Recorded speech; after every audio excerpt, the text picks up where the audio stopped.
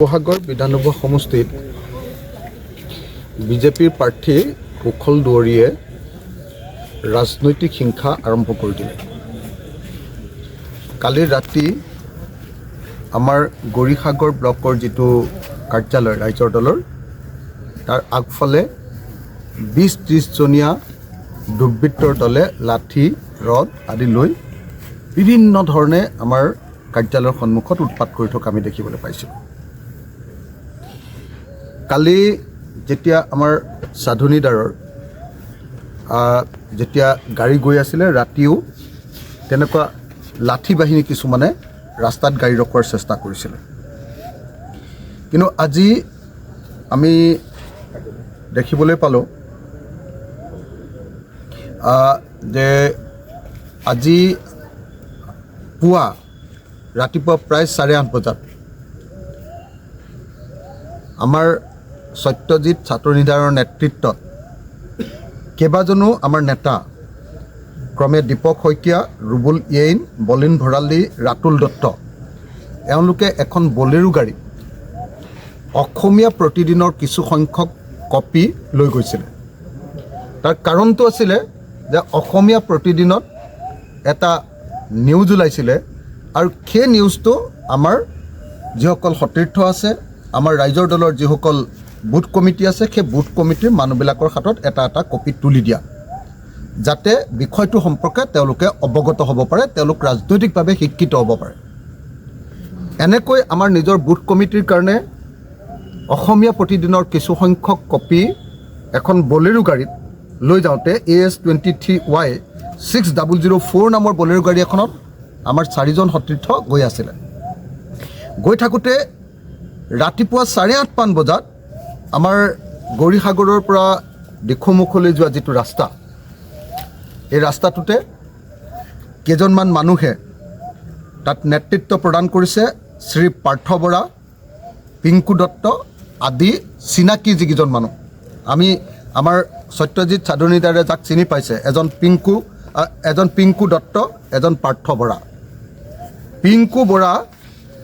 পিংকু দত্ত তেওঁ আপোনাৰ পিতা ভোলা দত্ত মিটং নকটানী গাঁৱৰ ল'ৰা, আৰু পাৰ্থ বৰা পিতা প্ৰদীপ বৰা নকটানী গাঁও, এজন মিটং নকটানী আৰু এজন নকটানী গাঁৱৰ দুজন যুৱকৰ নেতৃত্বত আমাৰ গাড়ীৰ আগফালে এখন এল্টো গাড়ী খাৰা কৰিছে, ৰখাই দিছে, আৰু সেই এল্টো গাড়ীখন খাৰা কৰি আমাৰ গাড়ীখন আগভেটা দিছে।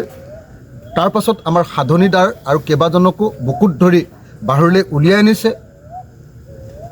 দুজন আমাৰ সতীৰ্থ সাধনীদাৰ আৰু এজন সতীৰ্থক ডিঙিত টেপা দি হত্যা কৰাৰ চেষ্টা কৰিছে, এটেম্প টু মাৰ্ডাৰ, হত্যা কৰাৰ চেষ্টা কৰিছে আৰু প্ৰাণনাশৰ ভাবুকি প্ৰদান কৰিছে।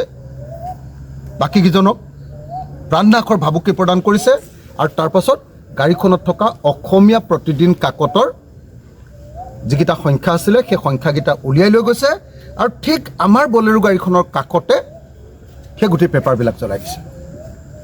তাৰপিছত আমাৰ আটাইকেইজন সতীৰ্থ আপোনাৰ ক্ৰমে দীপক শইকীয়া, ৰুবুল ইয়েইন, বলিন ভৰালী, ৰাতুল দত্ত আৰু সত্যজিৎ ছাধনীদাৰ, এই আটাইকেইজনকে মাৰপিট কৰি খেদি তাৰ পৰা আঁতৰাই পঠিয়াইছে। গতিকে এইটো এটা এটেম্প টু মাৰ্ডাৰৰ ঘটনা, হত্যাৰ চেষ্টা কৰাৰ এটা অপচেষ্টাৰ ঘটনা, হত্যাৰ অপচেষ্টাৰ এটা ঘটনা, মৃত্যুৰ ভাবুকি দিয়াৰ এটা ঘটনা, জুই জ্বলোৱাৰ এটা ঘটনা আৰু সংবাদ মাধ্যমৰ ওপৰত আক্ৰমণৰ এটা ঘটনা। এই ঘটনাটোৰ সময়ত যেতিয়া তেওঁলোকে পেপাৰ জ্বলাই আছে, তেতিয়া তেওঁলোকে চিঞৰি আছে বিজেপি জিন্দাবাদ, কুশল দুৱৰী জিন্দাবাদ, জয় শ্ৰীৰাম আদি বিভিন্ন ধৰণৰ তেওঁলোকৰ শ্লোগানবিলাক চিঞৰি আছে। এইটোৰ পৰা প্ৰমাণিত হয় যে আচলতে কুশল দুৱৰী এজন সন্ত্ৰাসময় পৰিস্থিতিৰ সৃষ্টি কৰা, অসমৰ ইতিহাসৰ আটাইতকৈ সন্ত্ৰাসময় পৰিস্থিতিৰ সৃষ্টি কৰা আটাইতকৈ ডাঙৰ হত্যাকাৰী। জয়ন্ত হাজৰিকা অথবা কুশল দুৱৰীয়ে এই গোটেই প্লেন কৰিছে আৰু প্লেন কৰি এনেকৈ আমাৰ মানুহক হত্যাৰ কাৰণে চেষ্টা কৰিছে, বাতৰি কাকত জ্বলাই দিছে, জুই জ্বলোৱাৰ ঘটনা সংঘটিত কৰিছে আৰু হত্যাকাণ্ড কৰা হ'ব বুলি ভাবুকি প্ৰদান কৰিছে, মৃত্যুৰ ভাবুকি প্ৰদান কৰিছে। গতিকে এই ঘটনাৰ কাৰণে আমি অনতি বিলম্বে অন্যতি বিলম্বে জয়ন্ত হাজৰিকা ওৰফে